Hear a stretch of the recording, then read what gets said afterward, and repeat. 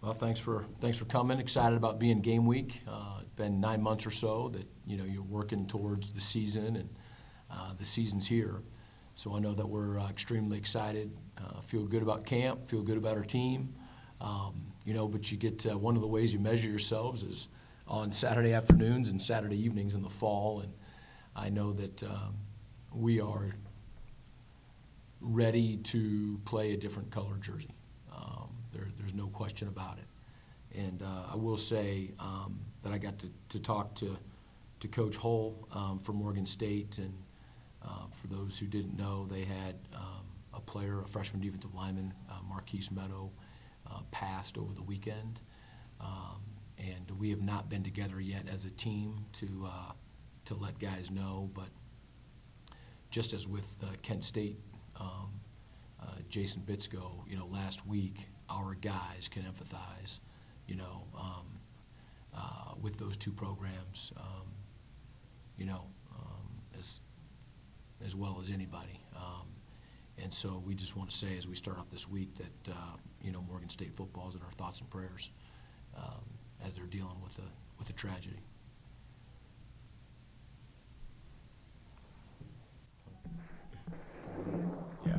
Yeah, just on the offensive side of the ball, we're excited about finally being in game week, and I think we're getting healthier.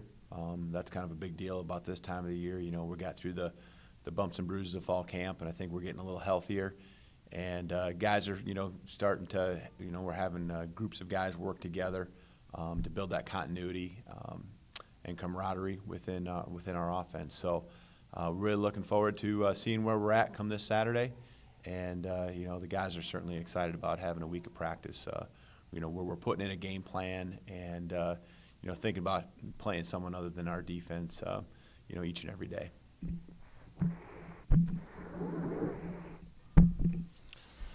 Morning. We are on the defensive side. We're looking at this week as a critical week in terms of an opportunity to continue to improve. We talked about both the mental and physical aspect of this. The physical, started with the last day and a half of a little bit of rest and getting the legs underneath us. That was important as you prepare for this coming week. But then physically, we have some improvements drastically needed just in still some fundamental things, getting off of blocks, and just general pursuit to the football, and then some finish from a physical standpoint. So this week, each day is really, really important to us to continue to improve. And then mentally, we're facing an opponent that we don't know, what they're going to be doing offensively to a large extent, and so we've got to be spot on with everything that we are doing so that we can hopefully contain and control the things that we don't know that are going to come our way, and be able to adjust to that within game. So, Jeremy, if you want to start with a question. Sure. I guess this would be for all of you. How sharp do you see the team's execution of the playbook being right now? Well, I think from our end, what you'll see happening this week is, instead of having our entire offense available to our guys each and every day, now we actually have a game plan, and it gets narrowed down considerably. So I think we were understanding the offensive system through the first 3 weeks, and now we really narrow it down to the concepts that we feel fit, what we want to do this week. And so I think that the execution of that will only naturally get better throughout the entire week as we simplify it in reality. So. It's interesting as you listen to the offensive perspective, because we feel like we cannot narrow down our defense right now. We have to keep everything that we have learned and practiced as a defensive game plan throughout camp available to us for Saturday night, just because we don't know what we're going to face, in complete detail. So today, we're going to run some things, and we're looking for that execution to be at a high level, but we also know that we're going to have to learn from the video from that, coach it and recoach it, and make sure that that we continue to keep closing the gap on being right within what we're doing. So we're not perfect right now, And that's why, again, why this is such a big week for us. Have you seen any film or you know, what kind of offense are you expecting them to run, just at a generic level? Yeah, we think that, you know, they have 3 quarterbacks that are coming back that all had, you know, some, you know, 2 of them that had some significant yards rushing the ball, so we think we're going to see some quarterback run play. That's been beneficial during the course of spring and training camp with, you know, with some of the things that our offense has done. You know, they ran the ball quite well last year as an offense, and I think they've got some capable backs, and so it'll be interesting to see how many backs they're putting in the backfield in a consistent basis, you know, whether that's a 2 or 3 back situation. I know that they've mentioned, you know, publicly that their passing game hasn't come along at the same pace that their running game is, so that means that they're putting some emphasis on it, but I think that it'll be probably, you know, balanced attack, not necessarily one over the other, so. I guess my next question will be about the quarterback situation. We finally heard that Reggie Belvin started this weekend. A lot of that has to do with the fact that Reggie's been with the team for a while and had time to learn this playbook from spring, whereas Bolton just came in August. Is the difference in the learning curve, or is Bell really just has it been his play on the field that's just given him, or earned him, I should say, the starting job? Well, I think I'll start with that. You know, both Brogan and Reggie, and then Brandon, you know, before he moved over to safety, you know, all started on square one, you know, with us with spring. So those guys have had the same amount of time. But yeah, Rob, I mean, didn't get here until right before camp, you know, and then was out for a couple days and whatnot. And so there's definitely something to be said for the longevity and having all summer, not only to learn the offense, but also to, you know, foster relationships with the team and in terms of leadership. And I think Rob has done an outstanding job in the very short time that he's been here. And he's done an outstanding job with that. But, yeah, I think that the other 2 guys had an advantage, you know, in terms of being here in spring and summer. It's nobody's fault. It's just how it worked. Yeah, I think you know, when you look at both Reggie and Brogan, they don't have to think before they react. It's happening more natural with them. But you know, Reggie's just done a good job. I mean, he gives us a lot of versatility. You know, he's an accurate passer. He's more accurate than I think most people would realize. And throws a very catchable ball. You know, and his completion percentage has been extremely high throughout all of camp, and we've tracked that all along. And you know, then obviously, you know, he can run. I mean, he's going to run with a lot of people we see at the highest level. You know, and you know, so he gives us a threat back there, and with our offense, you know, and the big key being our offensive line and being able to have a ground attack, especially with the running backs we have returning. You know, having another threat back there, I think, really forces defense to have to respect, you know, what he can do, both throwing and running, and gives us a lot of diversity in what we want to do offensively. And would you say that he's the #1 quarterback right now, and that it's going to take a lot for someone else to supplant him, or is it still kind of a fluid situation? I mean, I can answer. Go ahead. Yeah. You know, I mean, we talked a lot about it because, you know, the other quarterbacks are very good. And, you know, I'm not big into rotating quarterbacks. You know, not saying that it could ever happen because they're going to continue to improve and we're going to make a commitment to them to being the best they can be. But right now it's Reggie's offense.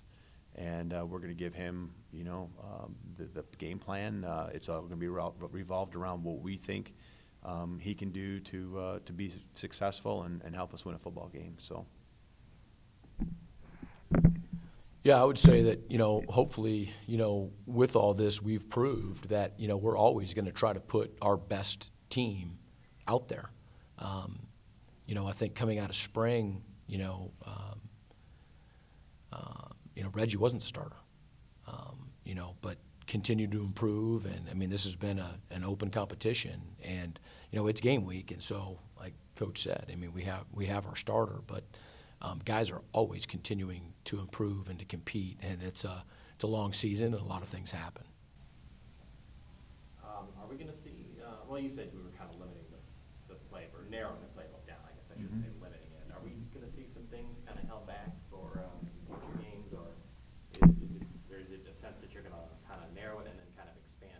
Yeah, I think we have enough stuff in our offense to where you won't see it all. But I don't think we're holding stuff back. It just may not be seen until later weeks. You know, just because there's only so much we're going to do, you know, in each game. And first and foremost, we got to win week 1. And so that's, you know, that's what we got to prepare for. So we're going to put in what we feel we need to put in to win this football game. And I guess my last offensive question will be about the H-back position.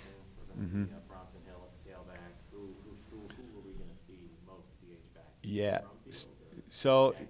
yeah, I mean, you're probably going to see D-Jack a little bit more, Darius Jackson a little bit more there. He's got a good combination of size and physicality, and then obviously the speed part. And he's really worked on his game. You'll see Brummy playing both tailback and the H-back as well. But, you know, D-Jack's really bought into it, I think, the last couple of weeks as he's seen his role increase. And, you know, he's bought into it. And I think as the season goes along, he'll even enjoy it more because it's not a feature position, but it's a very important position in our offense. I guess I'll just ask one more defensive question. How important is the play of the defensive line going to be going into Saturday's game? Because last year the D-line had its share of problems.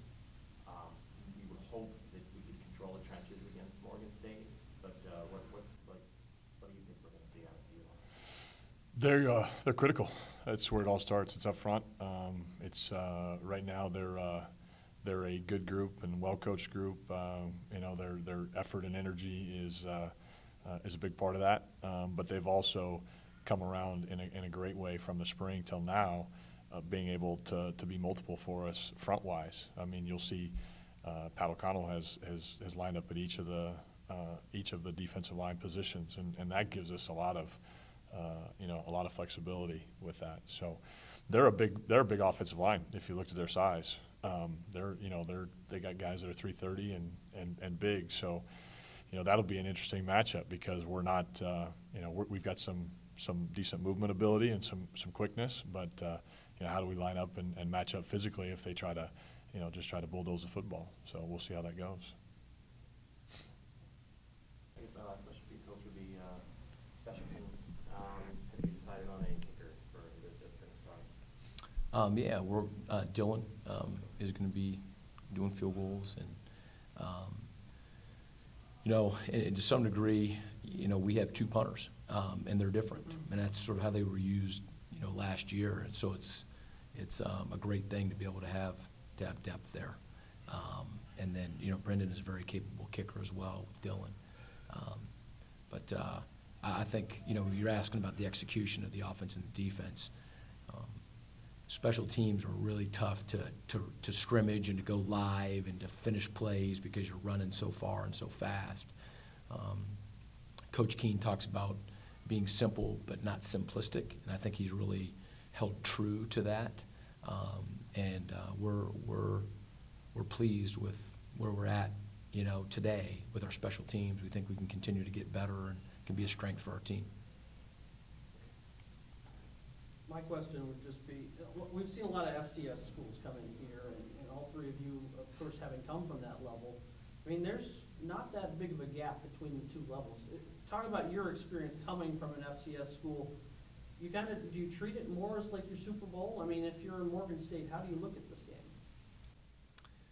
I know, I don't want to speak for Morgan State, but I know, you know, when we were at Drake and we got to play some of the Southern Illinois of the world, which, you know, we didn't get to do in my 6 years, but it was a huge deal because any competitor wants the opportunity to prove that they belong, you know, and that they're good enough to play at whatever level. And so I have no idea how they'll treat it. We better not be treating this week any different than next week or the following week. Championship teams have the ability to focus on themselves and getting better. But I do know that our teams at Drake got real excited about playing the scholarship programs at FCS. And then my other question would be, good thing or bad thing, you look through both sides of the depth chart. A lot of schools coming out right now have lots of freshmen. that are gonna play their first games. Thankfully for you guys, you only have 3 on offense, 3 on defense that haven't played a game before. Do you think that is that more trying to redshirt people, or is that just the current guys maybe just have a little bit more edge at this point? I think it's a combination of both. I think, philosophically, we would like to redshirt this season as many guys in the freshman class as possible. However, we want to be our absolute best this season, and so we are not going to compromise or sacrifice, this season for that. But, there's just playing college football, being in the system, being in our strength program, spring ball, summer, all of those things, you get better. You get a lot better, and it's hard to compare your true freshman season after being here for 1 month compared to that 9th semester, when you're 23 years old and you've been at it for 4 years. I'm good, yeah. Thanks, Greg. All right, thanks. Yeah. Thank you, guys. Thank you.